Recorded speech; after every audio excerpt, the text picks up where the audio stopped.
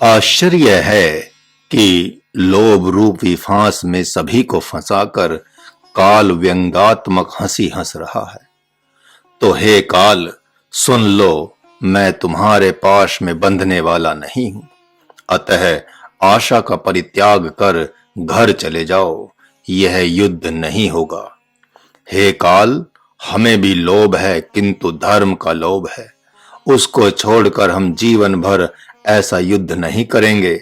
ऐसे झूठे राज्य को मैं नहीं लूंगा, अपितु अत्यंत लोभी दुर्योधन को ही सौंप दूंगा। हे माधव, हम लोग आपको भली भांति पहचानते हैं कि आप पिता पितामहों एवं गुरुजनों को बहुत मान देते हैं। फिर आप मुझे इनसे युद्ध करने की आज्ञा क्यों दे रहे हैं? आप मेरी ऐसी परीक्षा न लें। भले ही ये मुझ निशस्त्र को सबके सामने युद्ध में मार डाले, उनका ऐसा करना भी मैं हितकारक मानता हूं। कम से कम भगवान को हृदय में धारण कर प्राणों का त्याग तो करूंगा।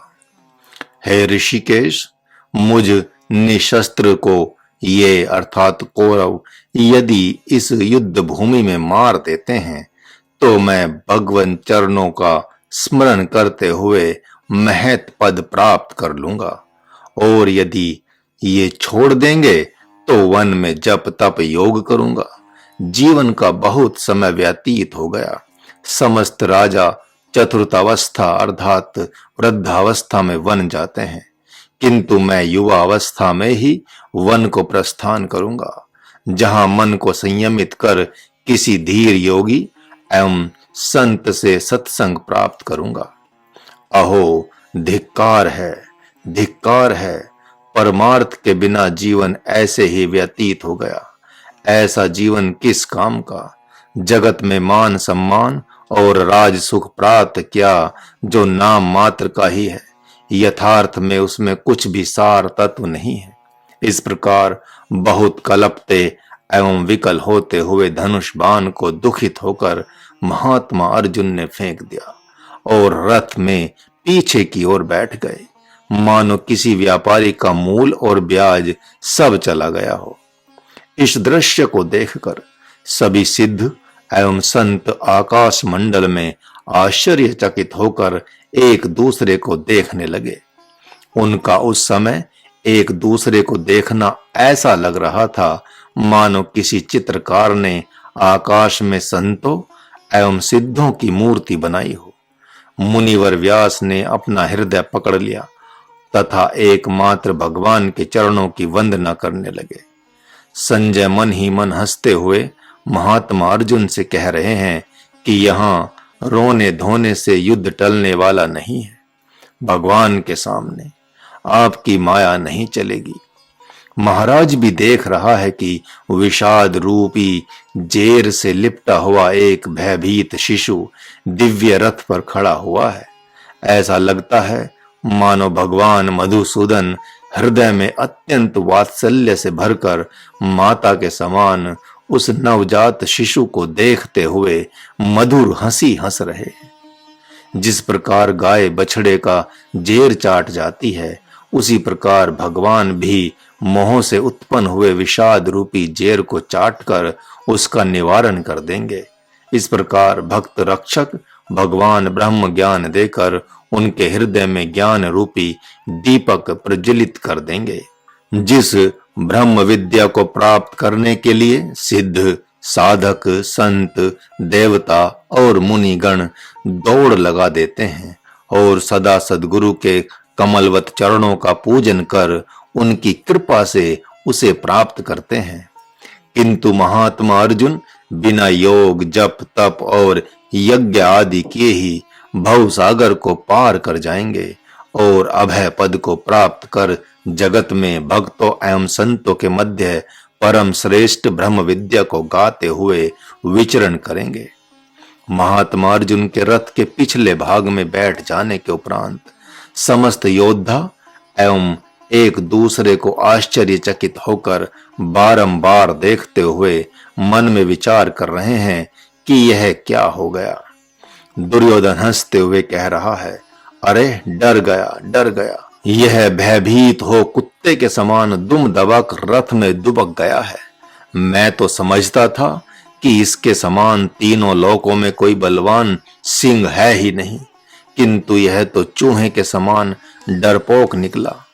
वह हंसते हुए शकुनी से कह रहा है, अरे मामा, एक कुत्ता हमारी शरण में आया हुआ है, अब इस पर दया करें। शकुनी ठहाका मारकर हंसते हुए दुर्योधन के कंधे पर हाथ रखकर बोला, अरे भांजे, देखता जा, भय के कारण बिना मारे ही ये सभी भाग जाएंगे। परंतु तभी उसने गंभीर होकर एक बात कही कि अभी वह संपूर्णतः शरणागत हो गया है। ऐसा विश्वास नहीं करना चाहिए। कृष्ण का हृदय एकमात्र इस अर्जुन में ही आ सकता है। वह इसकी प्रतिष्ठा बचाने का हर प्रयास करेगा। हे भांजे, अब तो यह देखना है कि वह क्या चाल चलता है। तब तक तुम थोड़े समय के लिए कर्ण को याद कर लो। दूत से यह शुभ संदेश भिजवा दो कि अर्जुन अत्यधिक भयभीत हो गया है। तब कर्ण ऐसा सुनकर बहुत प्रसन्न हो जाएगा कि मेरे गले की फांसी बिना छुड़ाए छूट गई। मामा श्री, आप ऐसा न कहें। आप जानते हैं कि वह महावीर कहा जाता है। उसे यह अच्छा नहीं लगेगा और पश्चाताप करने लगेगा कि अर्जुन जैसे वीर से मुझे युद्ध करने का अवसर नहीं मिला। दूत द्वारा यह संदेश सुनकर अंगराज कर्ण के मन का शोक संताप जाता रहा और भगवान पर यह विश्वास आया कि उन्होंने हम सब की लाज रख ली। अब मुझे भाइयों के साथ युद्ध नहीं करना पड़ेगा। अर्जुन के हृदय में शोक संताप नहीं अपितु ममता प्रकट हुई है, क्योंकि मेरे सभी अनुजों के हृदय में अतिशीलता एवं समता है। उधर आचार्य द्रोण एवं पितामह भीष्म अत्यंत व्याकुल हो रहे हैं। लज्जा रूपी समुद्र में गोते लगा रहे हैं कि अर्जुन जैसा सोच रहा है एवं कह रहा है वह तो हमारे हृदय में होना चाहिए था। उधर संजय राजा धृतराष्ट्र को सुना रहे हैं कि अर्जुन के मन में शोक संताप की बाढ़ आ गई और उन्होंने गांडीव को पृथ्वी पर फेंक दिया है, जिसे देखकर समस्त चराचर जगत अचंभित है। वे रथ में इस प्रकार बैठे हुए हैं कि वर्णन करते नहीं बनता, मानो उनके समस्त कुल का ही नाश हो गया हो। तब ऐसा सुनकर राजा धृतराष्ट्र के हृदय में ऐसा हर्षोल्लास हुआ मानो उनके नेत्रों में ज्योति आ गई हो। ऐसा लगा मानो राजा धृतराष्ट्र के नेत्रों की ज्योति प्रकट हो गई। वे भगवान शिव की बारंबार वंदना करने लगे। संजय को पकड़कर उन्होंने कहा, हे संजय, मेरे पुत्र अर्जुन को देखो, जिसके समान कोई बुद्धिमान नहीं है। मैं तो जान ही रहा था कि यह कोई संत है जो यहाँ आकर पुत्र बन गया है, जिसने मेरे समान पापात्मा और असहाय पिता के प्रतिष्ठा की भी यत्न पूर्वक रक्षा कर ली है। उन्होंने पुनः कहा, हे पुत्र, धन्य हो, तुम धन्य हो। आओ आओ, तुम्हें मैं जी भरकर गले लगा लूं। इस प्रकार भक्त अर्जुन को मन कल्पना में चूमते हुए उन्होंने कहा कि तुम्हारा वहां कोई काम नहीं है। हे तात, मैं तो मोहित हुआ डूब रहा था कि यहाँ क्या करूं क्या न करूं, किंतु तुमने मेरी रक्षा कर ली। अतः मैं तुम्हारी माँ कुंती और पिता पांडु के चरणों में बारंबार प्रणाम करता हूँ। अहो, यह कैसा लोभ और मोह है। मन ही मन ऐसा कहकर संजय राजा को देखने लगे। आपके हृदय में यह मोह कहां से प्रकट हो गया? इसे तो यथार्थ में भगवान ही देख सकते हैं कि यह कैसा है। अब आप सब सावधान हो जाएं। मैं एक ऐसे पुरुष को देख रहा हूं जिसका वर्णन कर आप सबको भी दिखाना चाहता हूं। दुर्योधन उसका सिर है, जो नेत्रों से हीन है, तथा संजय उसके दिव्य नेत्र हैं, किंतु अति असहाय हैं। उसके दाएं और बाएं दोनों पक्ष दोनों सेनाओं के रूप में शोभायमान हो रहे हैं, जो ऋषि महर्षियों के मन को भी अति लुभा रहे हैं। पितामह भीष्म और आचार्य द्रोण इस पुरुष की दो भुजाओं के रूप में दिख रहे हैं तथा कृपाचार्य और शकुनी को दो कान के रूप में बताया गया है। अश्वत्थामा और विकर्ण इसके दो पैर हैं तथा राजा भूरिश्रवा पेट के समान है। दुशासन एवं शल्य इसके दो नासा छिद्र हैं जो कुत्ते के समान युद्ध के संपूर्ण लक्षणों अर्थात प्राकृतिक संकेतों को सूंघ कर कुछ समझने की चेष्टा कर रहे हैं।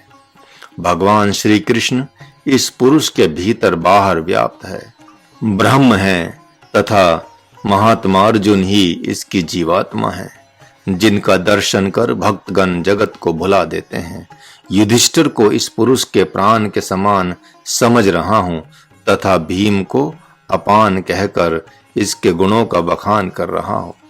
सहदेव समान वायु की भांति हैं तथा नकुल उदान हैं, जिन्हें मैं किसी से कम नहीं मानता। इस पुरुष में सात्विकी व्यान वायु के समान अत्यधिक शोभा दे रहे हैं। यही वह पुरुष है जिसके स्वरूप का मैंने बखान किया है। अब आप सब अन्यान्य वीरों को शरीर के अंग उपांगों के रूप में रच कर देखें कि इस दिव्य शरीर में कैसा संग्राम छिड़ जाता है। इस दिव्य पुरुष के चिदाकाश को ही मध्य भाग समझें, जिसमें ब्रह्म श्री कृष्ण और जीवात्मा अर्जुन एक साथ सुशोभित हो रहे हैं। लगता है कि इस दिव्य पुरुष की रचना प्रकृति ने की है, जिससे वह अपना ब्याह रचाना चाहती है। इस दिव्य शरीर के अंतर्गत ब्रह्म जीव को मानो वृत्तियां दिखा रहा है और युक्ति बता रहा है कि दुर्योधन रूपी काम वृत्ति को कैसे मारा जाएगा।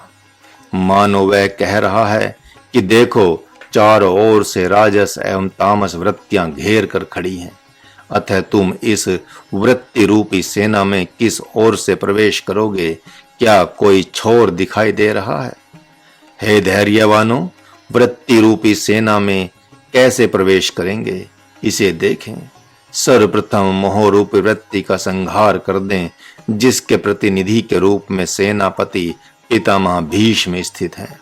उसी प्रकार दूसरे चरण में क्षुद्रशील एवं संकोच का त्याग करें और इसके प्रतिनिधि स्वरूप आचार्य द्रोण का वध कर दें। दुशासन ही लोभ के रूप में प्रतीत हो रहा है, जिसको स्वीकार करने से संसार सागर में निश्चित आना पड़ता है। अतः निर्लोभता रूपी दिव्य गदा को धारण कर उसे बार बार मार कर पृथ्वी पर गिरा दें। फिर एक घुटने को उसकी छाती पर जमाएं और भक्ति भाव रूपी श्रेष्ठ भुजा को उठाकर बारंबार ओंकार का हुंकार भरते हुए उसकी भुजाओं को उखाड़ लें। उसके उपरांत एक घुटने को पृथ्वी पर और दूसरे को पेट पर टेक कर उसकी छाती पर घूंसे से प्रहार करें, जिससे उसकी छाती फट जाए। तत्पश्चात उसकी छाती का रक्तपान करके भगवती काली की भांति हुंकार भरते हुए लोभ रूपी शत्रु का दमन कर दें। इस प्रकार आप सब देख चुके होंगे कि जिसके द्वारा जगत में नाना प्रकार के दुख प्राप्त होते हैं, तृतीय चरण में वह लोभ समूल नष्ट हो जाता है। उन्हें जब द्वेष वृत्ति रूप कर्ण आ जाए तो प्रेम रूपी दिव्यास्त्र को धारण कर लें। वह कल बल एवं छल के द्वारा मारने पर मर जाएगा, क्योंकि वह गुरु द्वारा शापित है। अतः जब वह निशस्त्र होकर रथहीन हो जाए, तब उसके सिर को धड़ से अलग कर उसका वध कर दें। इस प्रकार चौथे चरण की वृत्ति कर्ण मर जाए तो संतोष करके न बैठे, कहीं प्रमाद न हो जाए। शकुनी को ईर्ष्या रूपी वृत्ति समझें, जो चूहे की भांति सबका अहित करने की युक्ति जानता है और अकारण ही वृक्ष की जड़ काटता रहता है। अब उस पांचवें चरण की वृत्ति को मारने के लिए उसे नाना प्रकार के उपायों से घेर लें, ताकि वह छिप न जाए। फिर दया रूपी बर्छी से उसे मारकर धराशायी कर दें। उसके उपरांत शल्य भी प्रेम रूपी एक वृत्ति है। उस अवस्था में ये अनुपम सेनापति बचते हैं, जिनको त्याग वृत्ति रूपी दिव्यास्त्र चलाकर क्षण भर में ही मारकर धरा पर गिरा दें। जब छठा चरण ढह जाएगा तो शेष बचा काम धरती को त्याग कर जल में छिप जाता है। उसका ही प्रतिनिधित्व दुर्योधन कर रहा है, जिसका संपूर्ण शरीर वज्र के समान है। सभी जानते हैं कि यह महाशक्तिमान सातवीं वृत्ति पापियों का भी पापी है, जो सारे जगत को कष्ट पर कष्ट देता रहता है। यह किसी से नहीं मानता, भले ही प्रजापति ब्रह्मा एवं भगवान शिव ही क्यों न मनावे। यह बड़ा ही हठीला है, बड़ा प्रयास करने पर भी नहीं हटता। इसके विषय में सभी ऋषि महर्षि तथा शास्त्र भी ऐसा ही कहते हैं। यह प्रबल काम अनेक प्रकार की माया जानता है, उसी का आश्रय लेकर यह चाहे जब जहां भी छिप जाता है, किंतु अहम ब्रह्मास्मि की उद्घोषणा सुनते ही सामने आ जाता है। तब आप ज्ञान रूपी गदा को लेकर प्रतिपल प्रहार करते हुए इस महापापी काम को तब तक मारते रहें जब तक यह मर न जाए। इसे आप एक पल भी विश्राम न दें, नहीं तो यह छल पूर्वक भागकर छिप जाएगा। स्त्री भाव ही उस महापापी की कटी कमर और जांग है। ब्रह्म भाव रूपी गदा के प्रहार से यह अंग भी टूट जाएगा। इसलिए जहां भी किसी मां में स्त्री रूप दिखाई पड़े तो अनुपमेय ब्रह्म समझकर उसका दर्शन करें। इस प्रकार उसे खेला खेला कर मार डालें, क्योंकि इसके मरने से ही जगत का कल्याण होगा। आप निष्ठुर एवं कठोर होकर हृदय को वज्र बनाकर विश्व को सताने वाले इस काम पर थोड़ी भी दया न करें। जब वह विकल होकर तड़पते हुए आहा भरने लगे, तभी उसके गुप्त अंग पर गदा से प्रहार कर दें। जब इसके प्राण पखेरु उड़ जाएं, तब आठवीं वृत्ति को खोजकर पकड़ लें।